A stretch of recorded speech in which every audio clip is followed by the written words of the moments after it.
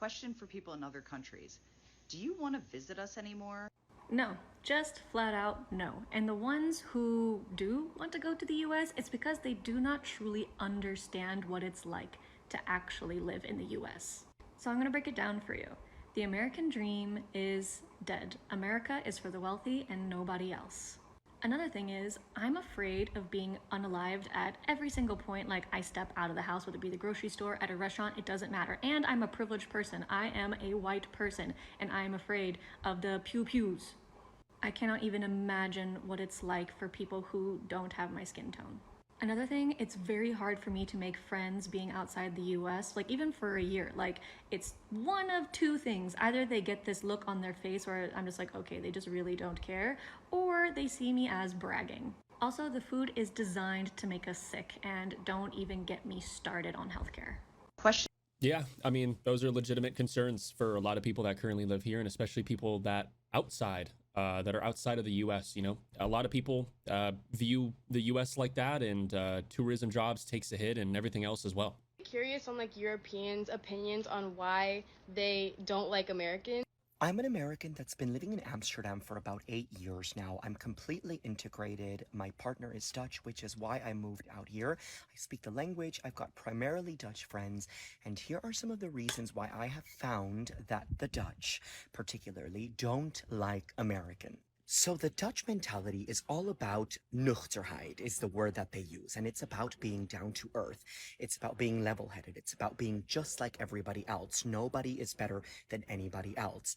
And if you look at the American mentality, it's completely the opposite. It's about trying to be better than everybody else, trying to be the star, trying your hardest to be something. They find that type of mentality completely rude, dishonest, and how they like to call it, fake. The second biggest reason is because Americans are brought up with the idea that America is better than everybody else, this savior complex that they saved everybody, they are the example, and that couldn't be further from the truth.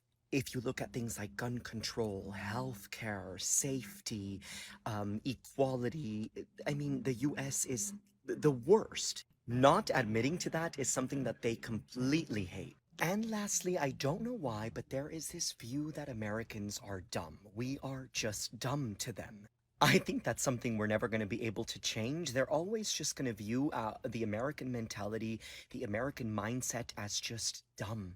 After 8 years living here, I can safely say that I totally agree with the Dutch mentality and I share their view on us Americans, sadly. As much as I love my American friends and my American family, I don't love my country, and I only saw freedom and opportunity until I left it. Yeah, again, a lot of people view the country like that, and it really really does suck because a little humility and listening on the world stage would go really far for a lot of people and towards rebuilding respect. America is not what it once was. I've got some bad news for people who don't travel internationally. The world hates us, okay? We're not the big dogs. We don't have the clout that we once had.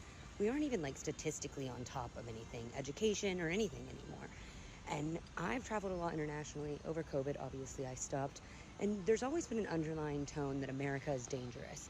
But, we run Hollywood, so a lot of the media that is consumed by people in other countries is still American. However, I'm on my first international trip since COVID, and it has gotten worse. I have heard from every nationality that America is dangerous, but I arrived in Indonesia, which is a country that, a lot of people aim to get out of and go to America. And the first thing that my taxi driver says to me is that he's afraid of America because of all the poppy seeds that we're taking and all the jazz powder that people are using. And he's convinced that people are walking around the US like zombies. Because that's what's on the internet. That's what these people are seeing. And I think it's a really big lesson if you are sheltered and are not leaving the US. We don't got it. Like, we don't got it anymore.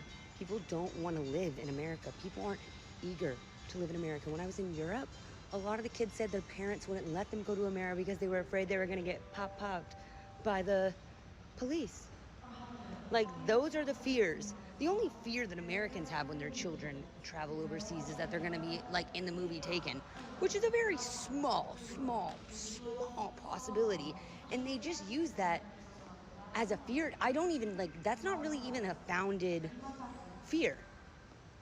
People aren't taking Americans when we go, because you know how big of a hell case they would raise if some little white girl went missing? That's not what's happening. But what is happening is other people from other nations are going to America and bad things are happening to them. So, just a reminder, we ain't shit. Yep, that's very true. You know, a lot of Americans tend to brag a lot of the time, but infrastructure is crumbling, you know, healthcare is unaffordable, and social supports are just weak. It's very true. My entire series on how the world views the US highlights the concept of how all of us were raised to believe we live in the greatest nation in the world.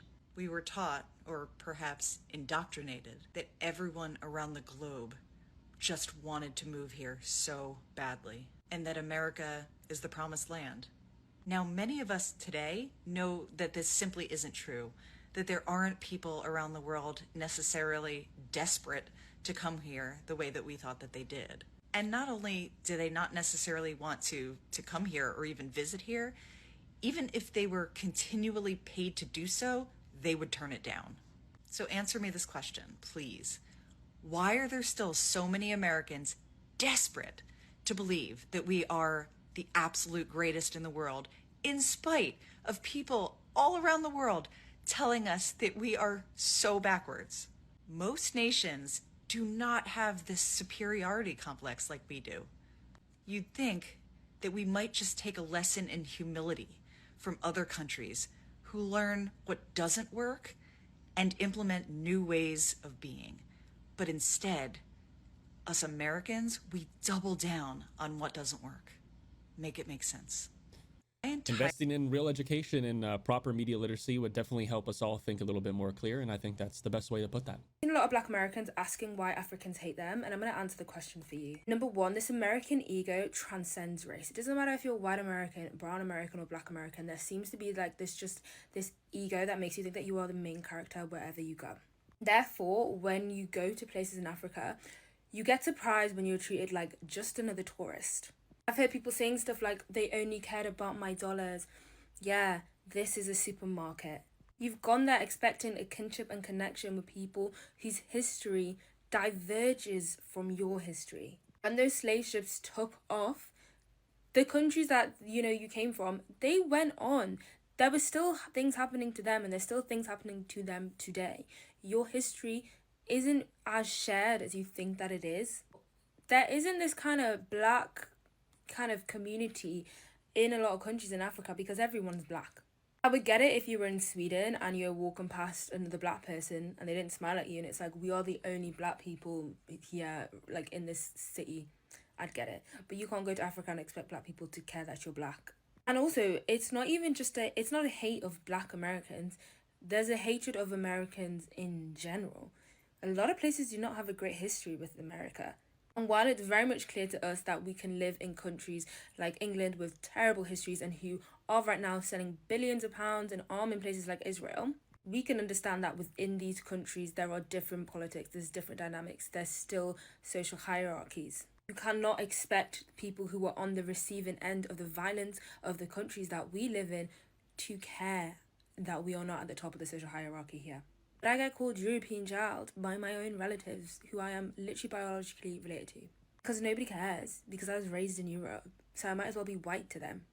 You can't go to other countries and bring the race dynamics of your countries to theirs. And there are places where you go where people won't treat you like that. People will accept you and will be like, oh, I'm so happy that you're here. But you guys keep going to places that are heavily populated by tourists, by American soldiers, and a lot of these American soldiers are Black. And then you're acting surprised when people aren't that, shocked and happy to see you. So to conclude, it's not that they hate you, it's that they don't care about you.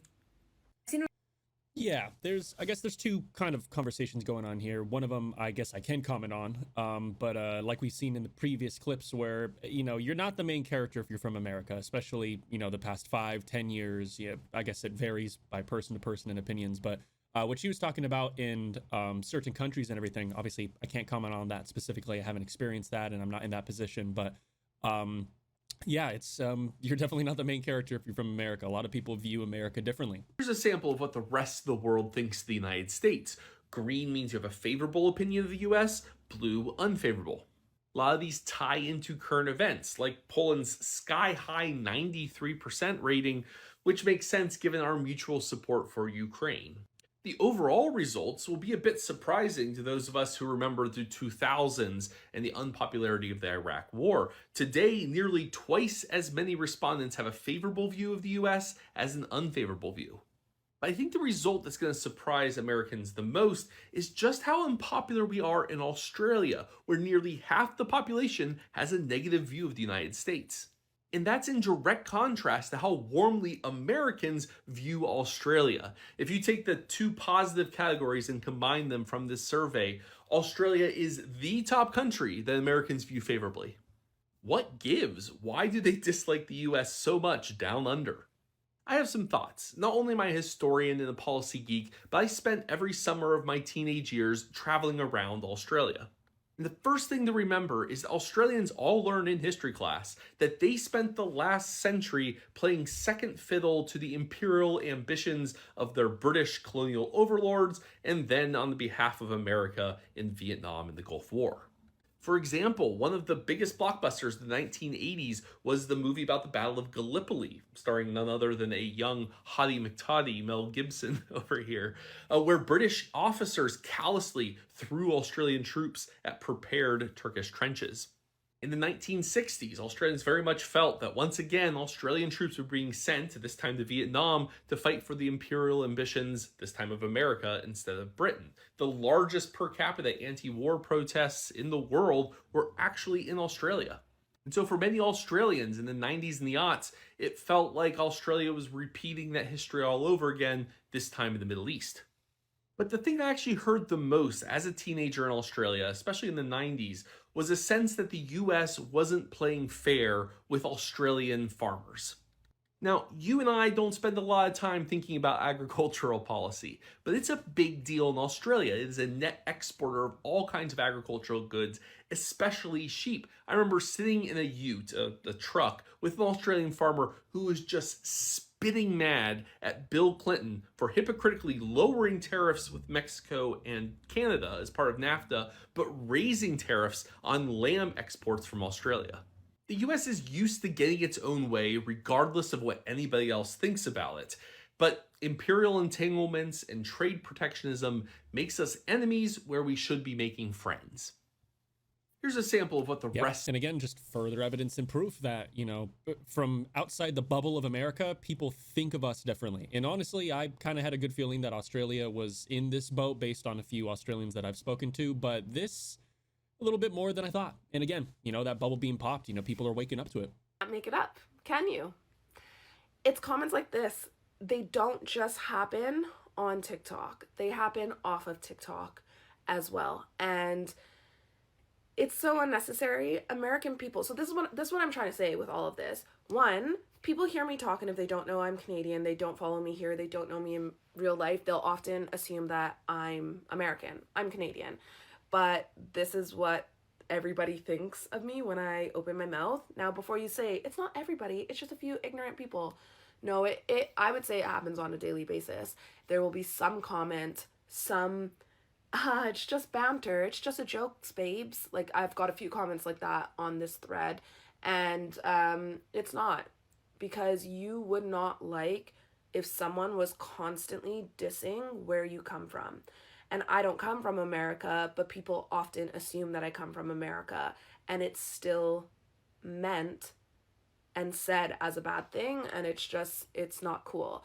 So for me, I'm starting to feel convicted because a lot of the things as a Canadian that I do are very similar to an American. So how can I sit here and be like, oh, cretins of the earth, Americans, but I do so many things sound like them, etc. So I don't know. I think maybe you should maybe go educate yourself a bit more.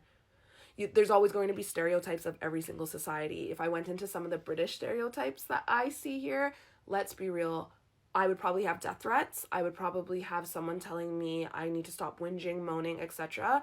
But there are things that I see here in England that I equally would say is obnoxious and uncouth.